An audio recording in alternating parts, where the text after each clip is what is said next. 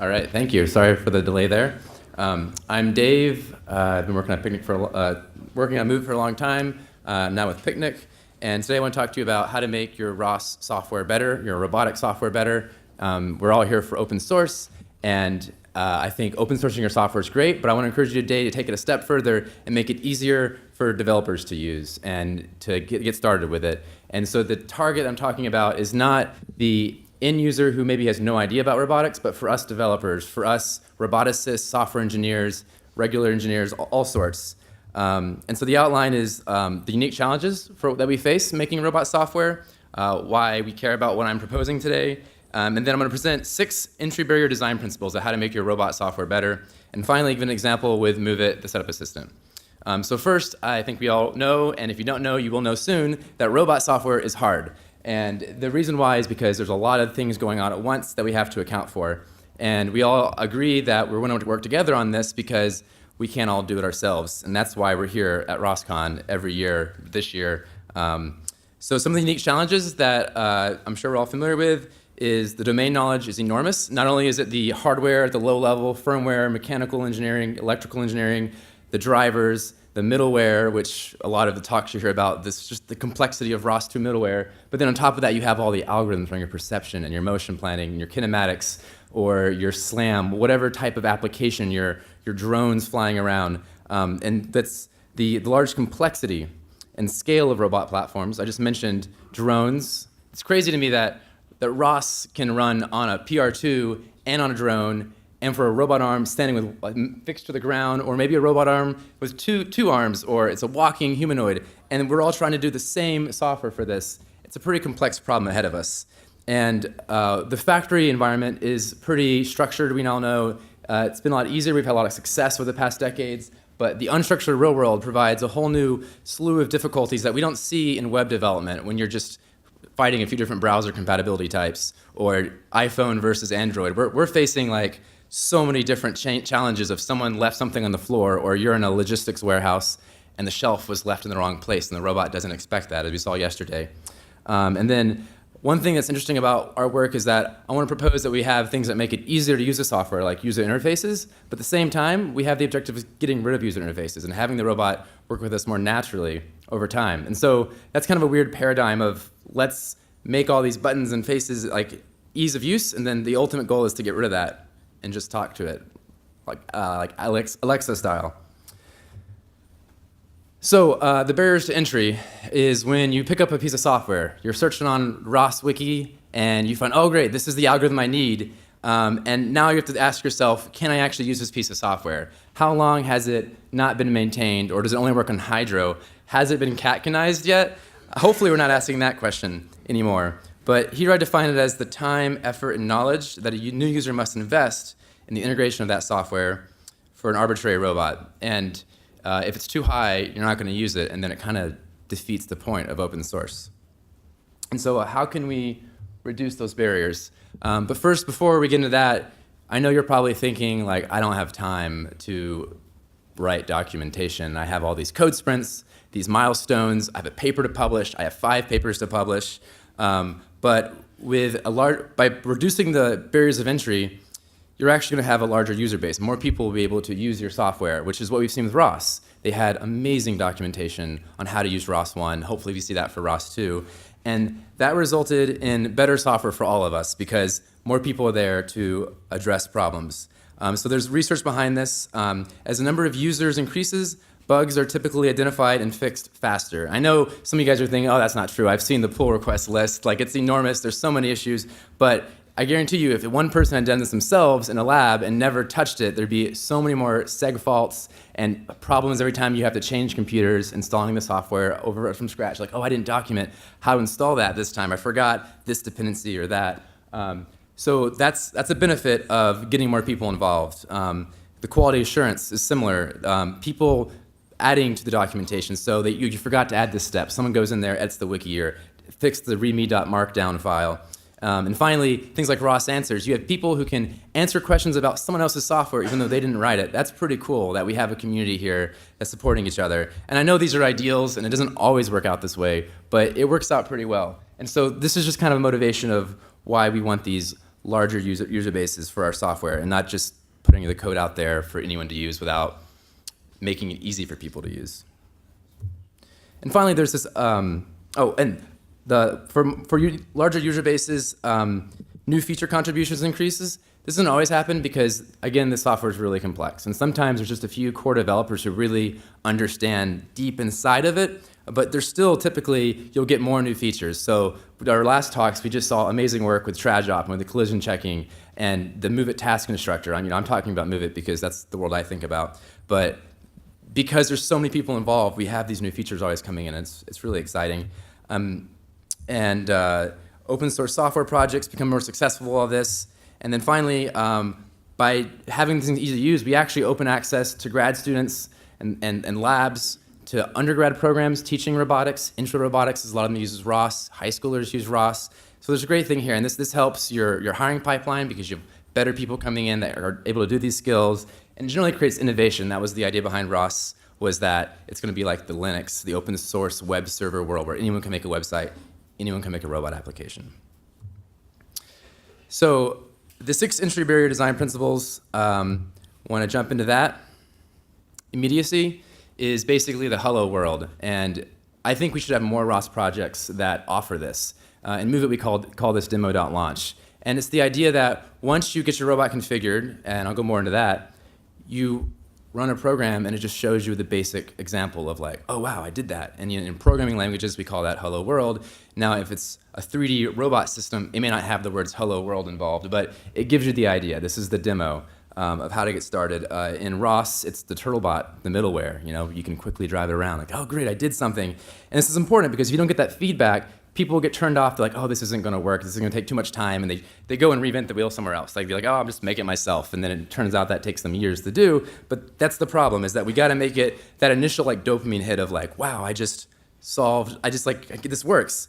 And then the other thing is that there's this paradox of the active user. What is the paradox of the active user?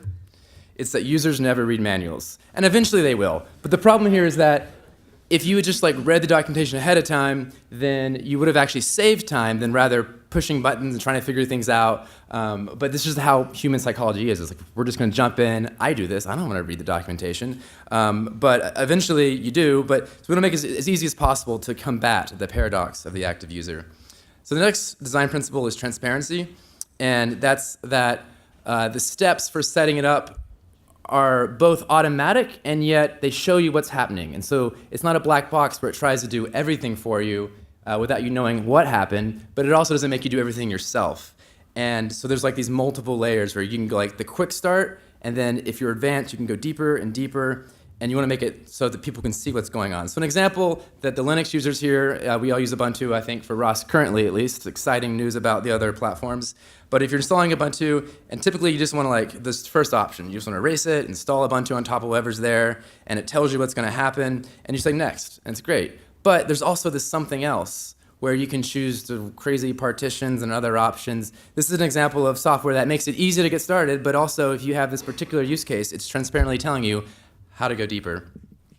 Reconfigurable is important, especially with our very powerful algorithms. There's always a lot of these magic parameters, all these dials you have to turn. This was a picture of a dashboard here. So we want to have a set of default values that work for most robots, but also the ability to change them later on, which is very similar.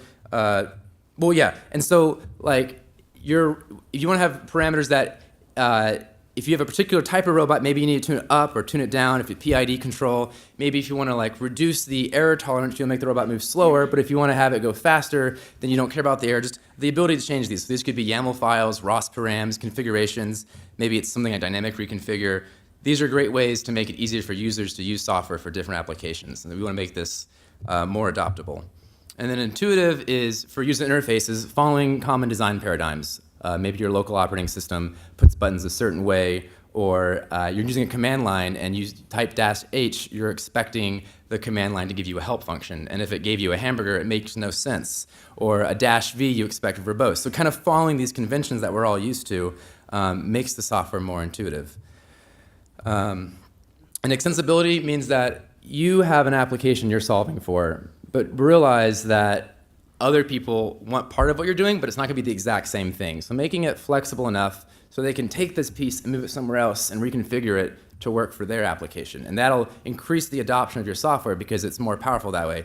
It's something that Ross really nailed, of having all these different nodes connected by topics. And if you don't want that node, you take it out and put a new one in, and the topics connect differently, and you have a different system, but you're still using the same components, just reconfigured.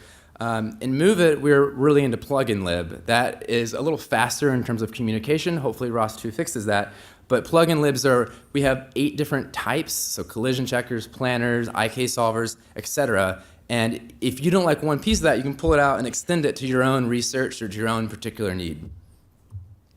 And then finally, the one that I think gets the most attention typically is documentation. And this is your wiki or your README. And you want to think about having different levels of documentation. So you have people who don't care about how the perception algorithm works. They don't want to know how the SLAM works. They just want it to work. You give them one set of documentation. But there's the person who really doesn't like the way it's done. They're a developer, they're working on their PhD, or they're in a research lab, and they want to dissect it. You need documentation to help them introspect, debug, change, modify.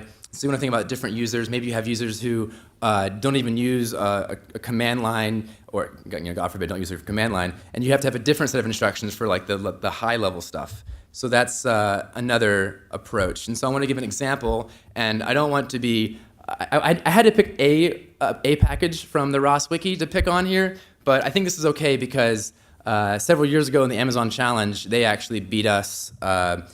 Data speed, I think, got 3rd place. We didn't place. So I'm going to pick on them here just for this instance. But looking at the wiki here, they have this package called Data Speed PDS. And it's got this very short description that just says interface to data speed, power distribution system. But you'll notice there's no description under that about how to run it or how to build it or any of those things. And then the middle arrow is showing that there's no tutorials, which is a common paradigm, and that's okay. Not everyone uses the ROS wiki, but it'd be nice if you had a link to other documentation. So I click on their Bitbucket, and on the right side of the screen here, you see there's no readme.md, and then I click on all the packages, and there's no readmes in there, and then I Google it, and the only thing I'm able to find is a PDF, several results down, that has deep inside of it some reference to this thing, but I don't, there's just no documentation for what this is. So it's open source, but it's also not usable for new entry users. I guess they have customers who know how to use this, but it's kind of strange to me that it's on the ROS wiki. But again, these guys do great work, so don't take this to heart. Now I want to use the MoveIt Setup Assistant as an example of some of these. I think we've done a pretty good job as a ROS package on how to apply these design principles. So you guys just saw a whole presentation on the MoveIt Task Constructor, so I think we all know it's a planning framework, and then we saw stuff on TradJobs. MoveIt's been really popular because of this setup assistant. It's this graphical user interface that quickly gets you started, and I think this has been a game changer for the project. So I created it back at Willow Garage as an intern, and this first screen I'm showing here, you can either create a new package or load an existing one. And so here you load it up, and it shows you the robot on the right. It has a little window of RViz. So you already get feedback that, hey, your URDF has been loaded correctly. You could see it. Something's happening. And it's we're going to walk you through it. And on the left side, you see all these different window panes that you can scroll through and configure all these components. So it's very, lots of good feedback to know that's working. And then this first screen, the second screen, the self-collision screen, it's pretty amazing. It runs tens of thousands of checks to optimize any arbitrary URDF, any type of kinematic robot model, to make this collision checking faster. And so you have this sampling density where you can tell it how many cores for how long to run, and then it generates this table. It's got nice colors, and what this is allowing you to do is not only do you take the auto-generated results of don't worry about it, just press this button, keep going, or you can go and uncheck specific things because maybe you have better knowledge that you don't care if these things collide, or you do care. You can override it. So it shows you all the different types, so it's color-coded to what type of collisions it's checking for. And then on the right side of the screen, you can also highlight the links and see the robot turn red to see which links you're configuring. So a lot of great feedback here. Then there's a number of screens that let you specify the metadata. Planning groups, robot poses, end effectors, passive joints, virtual joints. These are all things that matter to MoveIt so you know what a hand is versus what a leg is. And robot poses let you know what like a touchdown pose is versus a ninja pose is. So it gives you all these things you can do here. The GIFs showing you kind of some of the things that are available. Now I want to show briefly some new features in MoveIt that I think are really taking it beyond just the MoveIt planning framework, but allow you to now integrate to all parts of the ROS ecosystem. And I just want to kind of like put this as like an idea where we can add even more in the future. And I want to thank Mohammed. He was a Google Summer Code student who worked with us this summer at Picnic. And he and I built a lot of this stuff. So he did a great job with this. And Open Robotics also, they were the sponsors of the Google Summer Code program. We worked with them. So thanks to them for some of this work. We now have a perception screen. So we had a lot of feedback from MoveIt users. You get dumped out with this demo, it's all simulation, but how do you connect it to the real world? And we had some tutorials and a little documentation and some example files, but now this actually holds your hand even further and says, just choose from the drop-down list, what kind of point cloud? Is it a kinetic Xtion, or is it an ASIS prime sensor, or what kind of like sensor you have, and then you can change the parameters, so change the topic, it gives you default values, but you can also up and down them, and there's still work to be done. This is still kind of an initial phase. This also, it's in it's been released, or sorry, it's in the code repository, but it hasn't been released into a Debian yet. That's coming up in the next month or two. But this is kind of an exciting example of how you can step people through each configuration step. The next one is we wanted better integration with Gazebo. And the thing that was missing, several things. There's extra URDF tags that you need to add, like inertia, and then transmissions and ROS control integration. And so this button just generates the output that you need to modify your URDF with. And we didn't want to actually do it for you because we want to make sure you realize that we're modifying a Debian. So this kind of just highlights, copy, paste, you put it in there. And then we have one for ROS control, and ROS control is needed for the Gazebo integration. But this also gets you the launch files and YAML files you need to connect to your Ethernet USB connection. And then finally, it outputs all this into a configuration package that gives you this demo.launch that is our hello world, and it gives you this screen. And it has interactive markers where you can drag and drop and press plan, and if you have the low-level piece connected, you can even execute it. So this is like the whole package of like how to get into MoveIt. Now, after this, it gets more complex. This is hard robot software, but this gives you pretty far away. There's also been feedback about like bad tutorials. So the one thing we've worked on a lot this year, I encourage you to go back, is that we have all new MoveIt tutorials, and so pretty excited about that. We also had a sponsor for this, the Franco Imico robot, and as announced the previous talk, we have World MoveIt Day coming up. So as you go through this documentation, if you see issues, please submit pull requests or join us on World MoveIt Day to like help hack and improve this package. Again, it's October 25th.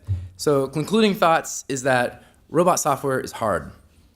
And we're going to be open sourcing things, all of us together, but we also make it easy for people to use, but beyond just putting it on GitHub. Some of the entry barrier design principles will help you, will do that. And by building this community, you'll end up having better software. And then finally, I think personally that the MoveIt Setup Assistant is a good example, and I encourage you to add more integrations to the Setup Assistant. I'd love to have more like a plugin-based system where we can have all kinds of different configurations added to it. So I thank you for your time.